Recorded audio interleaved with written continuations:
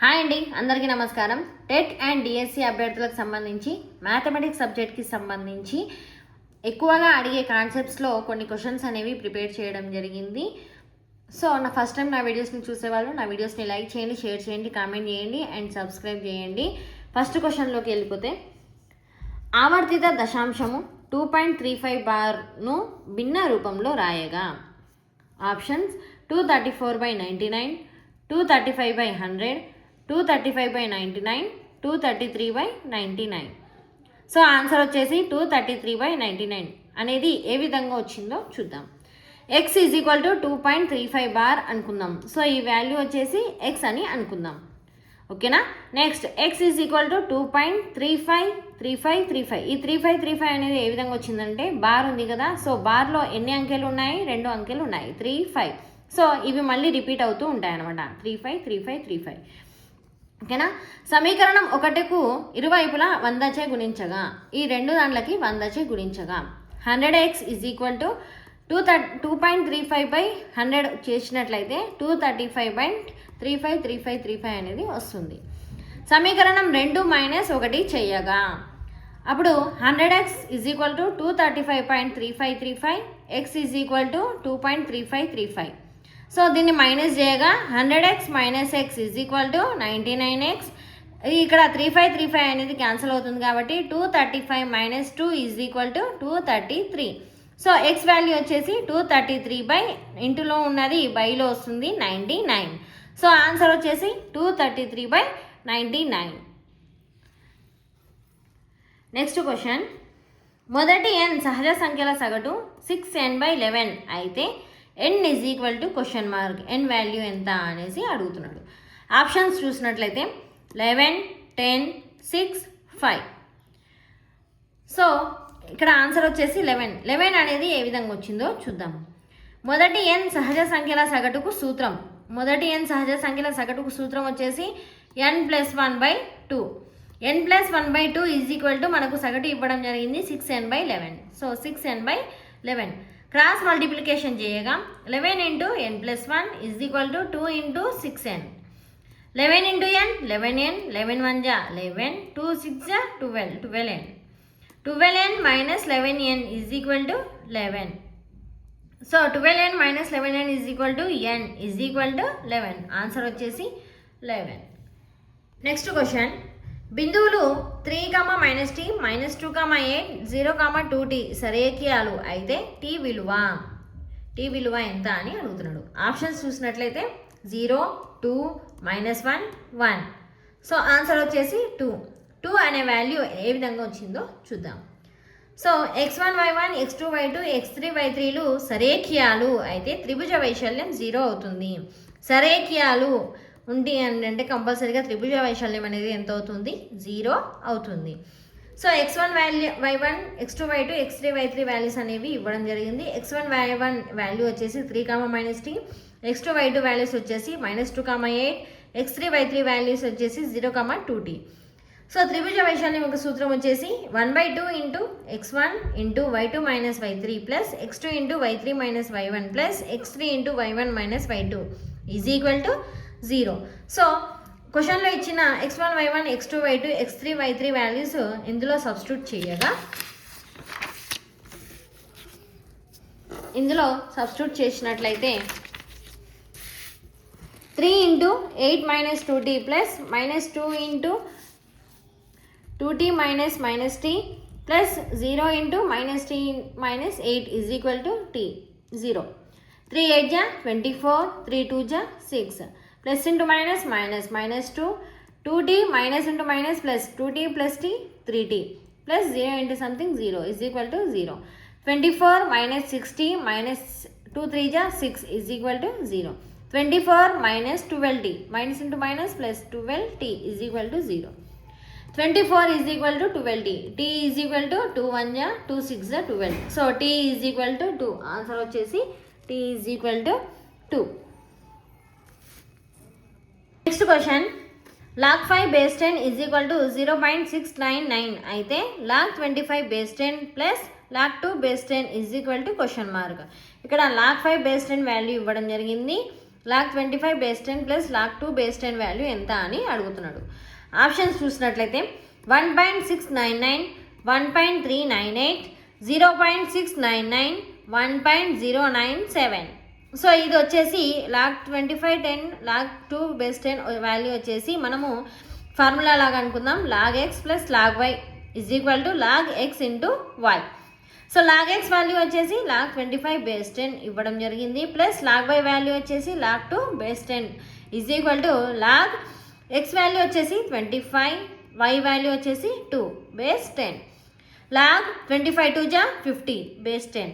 Log 50 base 10ని నేను 5 into 10, 5 10 జా 50 లాగా రాసుకుంటున్నాను. ఎందుకు అని అంటే లాగ్ 5 బేస్ 10 వాల్యూ మనకి ఇవ్వడం జరిగింది కాబట్టి నేను వీటిని సపరేట్గా చేయడం జరుగుతుంది. So log 5 base 10 plus log 50ని నేను సపరేట్గా చేసుకోవడం జరుగుతుంది. Log 5 into 10 base 10. Log 5 plus log 5 base 10 plus log 10 base 10. Log 5 base 10 value మనకి ఇవ్వడం జరిగింది కాబట్టి 0.699 సబ్స్టిట్యూట్ చేసిన, plus log 10 base 10. Log 10 base 10 value వచ్చేసి 1 అనేది ఏ విధంగా వచ్చిందంటే log A base A is equal to 1. అంటే ఏ వాల్యూ అదేవిధంగా బేస్ వాల్యూ రెండు కూడా సేమ్ ఉంటే వాల్యూ అనేది 1 వస్తుంది. సో ప్లస్ 1, ఈ వాల్యూస్ని ప్లస్ చేస్తే 1.699. సో ఆన్సర్ వచ్చేసి 1.699. నెక్స్ట్ క్వశ్చన్, 50-78 మధ్య గల ప్రధాన సంఖ్యల సగటు. ఆప్షన్స్ చూసినట్లయితే 66.14, 64, 67, 68.33. ఆన్సర్ వచ్చేసి 64. 64 అనేది ఏ విధంగా వచ్చిందో చూద్దాం. 50-78 మధ్య గల ప్రధాన సంఖ్యలు 53, 59, 61, 67, 71, 73. సో 50-78 మధ్యలో ప్రధాన సంఖ్యలు వచ్చేసి ఇవి ఉంటాయన్నమాట. సగటు సూత్రం వచ్చేసి ప్రధాన సంఖ్యల సగటు అడిగిండు కాబట్టి రాశుల మొత్తం బై రాశుల సంఖ్య. రాశుల మొత్తం ఈజ్ ఈక్వల్ టు ఈ వాల్యూస్ సబ్స్టిట్యూట్ చేయగా బై టోటల్ వాల్యూస్ ఎన్ని ఉన్నాయి, 6 వాల్యూస్ ఉన్నాయి. సో 6, ఈ వాల్యూస్ మొత్తాన్ని ప్లస్ చేయగా 384 వస్తుంది బై 6. సో దీన్ని కొట్టివేయగా ఆన్సర్ వచ్చేసి 64 అనేది వస్తుంది. So answer is equal to 64. Next question, cos A is equal to √3/2 అయినా tan 3a విలువ tan 3a వాల్యూ ఎంత అని అడిగిండు. సో ఆప్షన్స్ చూసినట్లయితే ఇన్ఫినిటీ, 1, √3, 0. సో ఈ క్వశ్చన్ యొక్క ఆన్సర్ వచ్చేసి ఇన్ఫినిటీ అనేది ఏ విధంగా వచ్చిందో చూద్దాం. Cos A is equal to √3/2. Cos A is equal to √3/2ని నేను సైన్ టేబుల్లో ఉన్న కాస్ √3/2 వాల్యూ లాగా రాసుకుంటున్నా. అంటే cos 30 is equal to √3/2. So cos 30 అనేది రాసుకుంటా. ఇక్కడ కాస్ క్యాన్సల్ కాబట్టి A is equal to 30. A value అనేది మనకు రావడం జరిగింది. ఇప్పుడు tan 3a వాల్యూ కనుక్కోమని చెప్పాడు కాబట్టి tan 3a is equal to tan 3 into a value వచ్చేసి 30. సో సబ్స్టిట్యూట్ చేయగా tan 3 into 30 is equal to 90. So sine టేబుల్లో tan 90 వాల్యూ వచ్చేసి ఎంత, ఇన్ఫినిటీ. సో ఈ సైన్ కాస్ వాల్యూస్ మీద నేను ఒక వీడియో అనేది చేయడం జరిగింది టేబుల్ గురించి. సో అందులో చూడండి. సో ఆన్సర్ వచ్చేసి ఇన్ఫినిటీ. ఒక పాచికను దొర్లించినప్పుడు 5 కన్నా తక్కువైన సరి సంఖ్యను పొందే సంభావ్యత. ఆప్షన్స్ 1/6, 1/2, 2/3, 1/3. సో ఈ క్వశ్చన్ యొక్క ఆన్సర్ వచ్చేసి 1/3. 1/3 అనేది ఏ విధంగా వచ్చిందో చూద్దాం. సంభావ్యత సూత్రం వచ్చేసి అనుకూల పర్యవసనాలు బై మొత్తం పర్యవసనాలు. సో అనుకూల పర్యవసనాలు ఈజ్ ఈక్వల్ టు 5 కన్నా తక్కువ సరి సంఖ్యలు. 5 కన్నా తక్కువ సరి సంఖ్యలు. సో 5 కన్నా తక్కువ మనకు సరి సంఖ్యలు వచ్చేసి 2, 4. అందులో చిన్న వాల్యూ 2. మొత్తం పర్యవసనాలు మొత్తం ఎన్ని వాల్యూస్ ఉంటాయి, మొత్తం ఎన్ని 6. 1, 2, 3, 4, 5, 6. సో ఇప్పుడు సంభావ్యత కనుక్కున్నట్లయితే అనుకూల పర్యవసనాలు బై మొత్తం పర్యవసనాలు. సో అనుకూల పర్యవసనాలు వచ్చేసి 2, మొత్తం పర్యవసనాలు 6. సో దీన్ని కొట్టేవేగా 2 1 2 3 1/3. ఆన్సర్ వచ్చేసి 1/3. నెక్స్ట్ క్వశ్చన్ చూసినట్లయితే ఒక వృత్త వ్యాసార్థం 3.5 సెంటీమీటర్స్ అయినా దాని వైశాల్యం ఎంత. Options 38.5 centimetre square, 3.58 centimetre square, 38.5 centimetre cube, 35.8 centimetre square. So ఈ క్వశ్చన్ యొక్క ఆన్సర్ వచ్చేసి 38.5 సెంటీమీటర్ స్క్వేర్ అనేసి వచ్చింది. సో ఇది ఏ విధంగా వచ్చిందో చూద్దాం. వ్యాసార్థం R is equal to 3.5 centimetre. వ్యాసార్థం అతని ఇచ్చాడు 3.5 సెంటీమీటర్. వృత్త వైశాల్యం సూత్రం వచ్చేసి pi R square.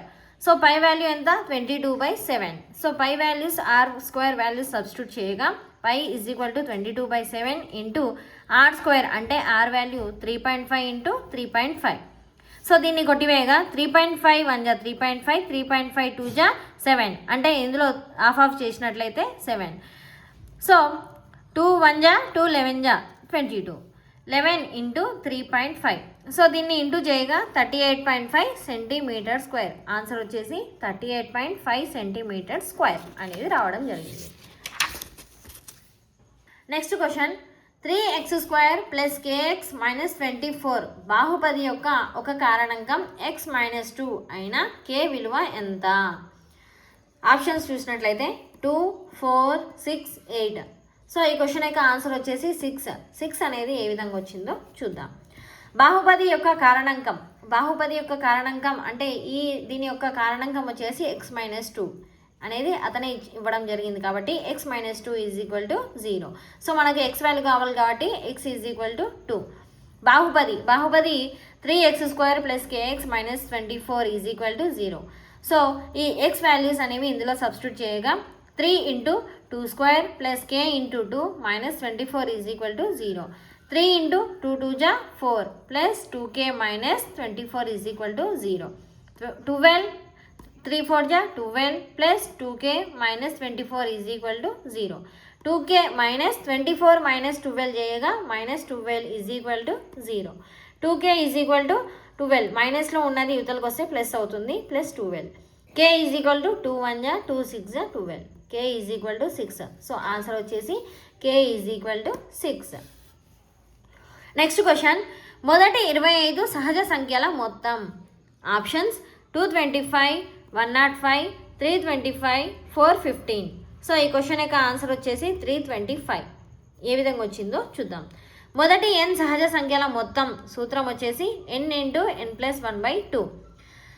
So n value అతనే 25 అనేది ఇవ్వడం జరిగింది కాబట్టి 25 ఇంటూ 25 + 1/2. 25 ఇంటూ 25 + 1 26/2. 2 1 జా 2 13 జా 26 is equal to 25 into 13. 25 into 13 is equal to 325. So answer వచ్చేసి 325. నెక్స్ట్ పైథాగరస్ త్రికములకు సంబంధించి ప్రతిసారి ఒక క్వశ్చన్ అనేది రావడం జరిగింది. అంటే ఇందులో క్వశ్చన్స్ అనేవి ఏ విధంగా వస్తాయంటే క్రింది వాణిలో పైథాగరస్ త్రికం కానిది లేదంటే అయినవి అని అడుగుతాడు. సో అవి మనకు పైథాగరస్ త్రికంలో 3, 4, 5 అనేది కామన్గా తెలిసి ఉండాలి. సో 3కి ఏ విధంగా నెక్స్ట్ వాల్యూస్ ఫైండ్ అవుట్ చేయాలి అని అంటే 3కి +2 అనేది యాడ్ చేయాలి 5 వస్తుంది. 5కి +2 7, 7కి +2 9, 9కి +2 11, 11కి +2 13. సో ఈ విధంగా యాడ్ చేస్తూ 3 అనే వాల్యూకి +2 అనేది యాడ్ చేయడం వల్ల నెక్స్ట్ వాల్యూస్ అనేవి వస్తాయి. నెక్స్ట్ 4కి +8 అదేవిధంగా 5కి +8 అనేది యాడ్ చేయాలి. సో 4కి +8 యాడ్ చేస్తే 12 అనేది వస్తుంది. 12కి +4 అంటే 8కి +4 యాడ్ చేయాలి. 12 వస్తే 24 వస్తుంది. 24కి +4 అంటే ఇక్కడ 12కి +4, 16కి +4, 20కి +4, 24కి +4 వస్తే యాడ్ చేస్తూ వెళ్తే నెక్స్ట్ వాల్యూస్ అనేవి వస్తాయి. సో ఇక్కడ 8కి +4 అనేది యాడ్ చేస్తే 12 వస్తుంది. 12కి +4 యాడ్ చేస్తే 16 వస్తుంది. 16కి +4 యాడ్ చేస్తే 20 వస్తుంది. ఈ విధంగా అంటే చూడండి 4 + 8 12, 12 + 12 24, 24 + 16 40, 40 + 20 60. ఈ విధంగా వాల్యూస్ యాడ్ చేస్తూ ఉండాలి. నెక్స్ట్ 5కి +8 యాడ్ చేస్తే 13 వస్తుంది. 13కి +12 యాడ్ చేస్తే 25 వస్తుంది. 25కి +16 యాడ్ చేస్తే 41 వస్తుంది. అంటే ఇక్కడ చూడండి 8కి +4 యాడ్ చేయాలి 12, 12కి +4 యాడ్ చేస్తే 16, 16కి +4 యాడ్ చేస్తే 20. ఈ విధంగా యాడ్ చేసుకుంటూ వెళ్తే దీని యొక్క వాల్యూస్ అనేవి వస్తాయి. పైథాగరస్ త్రికంలో సూత్రం గుర్తు లేకపోతే ఈ విధంగా వాల్యూస్ గుర్తుపెట్టుకుంటే మనకి ఈజీగా పైథాగరస్ త్రికంలో అనేవి వస్తాయి. సో నా ఫస్ట్ టైం నా వీడియోస్ని చూసేవాళ్ళు నా వీడియోస్ని లైక్ చేయండి, షేర్ చేయండి, కామెంట్ చేయండి అండ్ సబ్స్క్రైబ్ చేయండి. Thank you.